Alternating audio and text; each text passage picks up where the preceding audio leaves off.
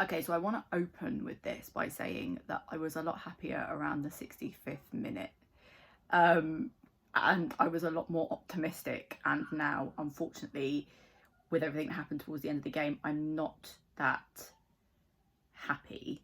But I do want to say, because I do think this might turn into a slightly ranty video, is that I thought we played really well and we deserved to win that game.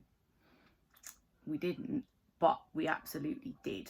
So I'm gonna get into it, but my apologies if it's too ranty. I thought we started well in the first 25 minutes. I thought we had good possession. I was impressed.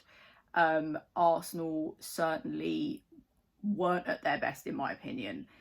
So we were able to retain possession, and I thought that was really good. And that began the start of my optimism, because we hadn't conceded in the first 5-10 minutes. Their goal was very good. Unfortunately for us, and this we saw this last season and we're seeing it again this season, sometimes our defence is asleep and they will stand around and players aren't being marked and everyone looks surprised when it goes in. For me, it wasn't Diop's fault, it was Ogbonna. Ogbonna wasn't marking his man. It's frustrating. It's frustrating because our defence can be strong, but sometimes it's as weak as anything. And in this case, in my opinion, it was weak as anything. So I've got a question for people in the comments. Do you think that goal was offside, or do you think that goal was onside? In my opinion, that was offside. But a lot of people have said they thought it was onside. So I'm just curious to see what people think about that. Another disappointment was that handball. And I'm calling it a handball because it was 100% a handball. And that should have been a penalty for us. It came off his hand. I don't understand why VAR didn't even go to look at it. It was just not ruled as handball. I don't understand. I don't understand when you have something like VAR there, which looked at Arsenal's goal and deemed it onside, but yet wouldn't look at that handball, which for me was an obvious handball. And that's incredibly frustrating. The handball rule itself isn't inconsistent.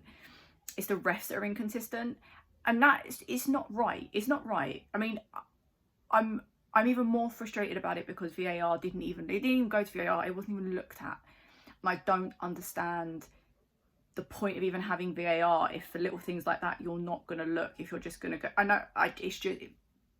it gets me, right? I just don't think it's fair. I don't think it's right because other teams have got away with it. Other teams haven't got away with it, and we were denied a penalty because it came off his hand. Frustrating to say the least. I've struggled with the inconsistency with the handball rule. But things started to look up because before we went into half time, Fredericks, has turned into the player that I think a lot of people knew he could be. We saw it at Newcastle and we saw it in this cross. This crossing's been fantastic. And a lovely goal from Antonio. Lovely, beautiful goal. Exactly what we needed. Obviously, we were 1-0 down. Going into half time with a draw is always good. But I just want to say about Fredericks, and I said this last week, you look at him and sometimes he has legitimate skill and you look and you go, my God, what a good player. And I hope we're going to see more of that and the less of his inconsistent self, which we saw last season. It was just a great goal. It was just a lovely goal. Everything about that was lovely. The setup was lovely and the goal was beautiful. I've seen a lot of Arsenal fans say they're worried about Antonio. Actually, I've heard that I've got mates who are fans of other teams, and I've heard that the player they pick out that they're most fearful of is Antonio. It's obviously fantastic when he does stuff like that. And it shows. They do fear him, which is always helpful for us. I know we don't always back Antonio as much as we should. Overall, in the first half, I thought we were good. For me, similar playing field. I know they scored, but it was similar. We had good possession. They had fair possession. Nothing outstanding about the first half, bar a goal, obviously. And I was surprised going into half time that actually they hadn't ruined us. Especially how they started with Fulham. I was surprised, pleasantly surprised. Obviously, it's always lovely, but yeah, I was shocked that at that point it was only 1-1. No changes in the second half. Not surprising. I'm going to get onto that.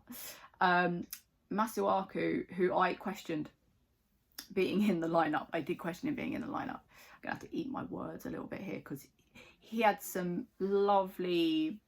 He played some beautiful balls. He really did. He had a great cross, and it should have been a goal.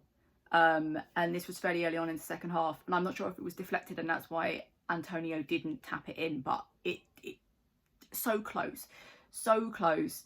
It's a good chance. It's a good chance. All right, it should definitely have been a goal, but it was a good chance. Yeah, we had a good few chances. We tackled well. I think we defended well. And this is where I thought we were really on top. So this was around about the 65th minute. 65 to 70, I was like, we can take this. This is ours now, because Arsenal were sort of, they weren't pressuring us particularly, in my opinion. We were comfortably the better team, 100%. And this, so I'm going to give a stat now. I don't usually do this in videos, but we had 8 attempts in the second half to Arsenal's 1. And this is the point, right, where you could have gone, all right, do we keep it at a draw, play for a draw, get the point? Or do we start to sub, and do we really press them and get that goal? And we win this. We make this 2-1. So anyway, we didn't. And Arsenal sort of picked up towards the 80th minute. I think they found their feet a little bit more again. And so Moyes brought his sub on in the 81st. Must be his favourite number. There must be a reason that when he stands there, nothing clicks until about the 80th minute, and he goes, oh, hang on. There's got to be a reason, because he's so consistently bad at subbing, and I genuinely don't understand. So on the 81st, Yarmolenko came on for Bowen. Now, Bowen didn't have a bad game. He certainly hadn't been as out there as he had been last season. So he looked knackered when he came off. Okay, so this is where I'm going to go off on one a little bit. We could have taken Bowen off around about the 65th, 70th minute, maybe even slightly earlier than that, to bring on Yarmolenko to give him the time. And I've said this time and time again, you cannot put a player on in the 81st, like obviously Yarmolenko, and expect him to create magic. All right, he has done it, has happened, but it's going to be few and far between. It's not fair on the player to sit there and expect him to go on with that short amount of time and just create chances. But he came on too late, but then obviously, just as I thought we might just get the draw, Arsenal scored again. And the reason I'm so gutted about it is, and I'm so disappointed, and that's what it is, it's disappointment, because we deserve to win this and we should have won this. And just when I was just disappointed, then I just became really angry, because he put Hilaire and Anderson on with about 4 minutes left. What's the point? Why would you put players like that on so late?